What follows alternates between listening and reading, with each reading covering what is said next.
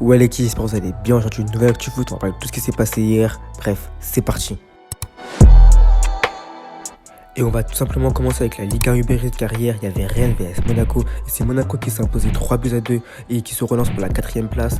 Et on va tout simplement parler de Martin Terrier qui a inscrit hier son 19ème but en 40 matchs. On peut aussi rajouter 4 passes D. Donc bien sûr bravo aux joueurs français. Il y a un autre joueur aussi de Rennes qui fait une belle saison. Tout simplement Amari Traoré, le Malien, qui a délivré hier sa 9ème passe décisive. Donc bien sûr bravo à ces deux joueurs. Et on va tout simplement partir en Serie A car hier il y avait deux matchs. Il y avait AC Milan vs Genoa. C'est AC Milan qui s'est imposé 2-0 grâce à des buts de Leao et de Messias. Et AC Milan repasse premier de la Serie A. Et on va tout simplement parler de Leao qui a seulement 22 ans, a déjà inscrit 12 buts et 6 passes décisives avec l'AC Milan. Donc bien sûr bravo aux joueurs portugais.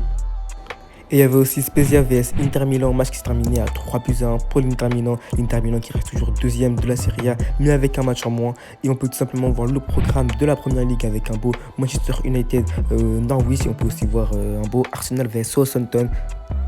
Et on peut voir aussi le programme en Liga, donc il y a pas beaucoup de matchs, mais on peut voir un beau Villarreal, Retafe et un Valence, Osasuna.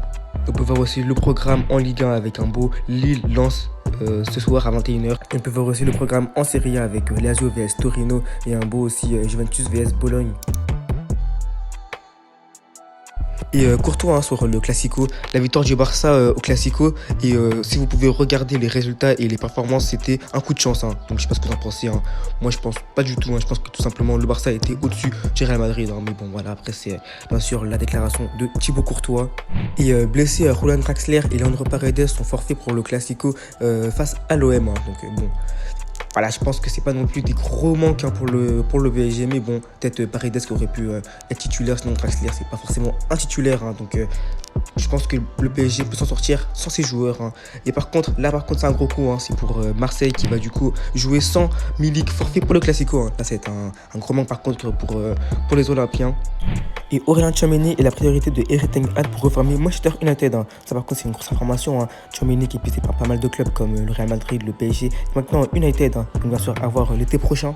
Et Gabriel Jesus pourrait être une option pour Barcelone. Et si Erling Haaland signe à Manchester City, son prix est fixé à 30 millions d'euros. Donc je pense que 30 millions d'euros pour Gabriel Jesus, c'est plutôt pas mal. Après bien sûr on sait que la priorité ça reste Haaland. Il y a aussi Lewandowski. Voilà, il va falloir faire un choix pour le FC Barcelone.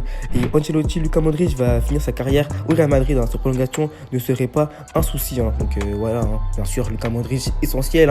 On sait qu'il est âgé mais il reste toujours aussi bon, le joueur croate. Et Nagelsmann, le coach du Bayern, affirme avoir reçu plus de 450 menaces de mort après la défaite face à Villarreal en LDC. Donc bien sûr gros soutien au coach allemand.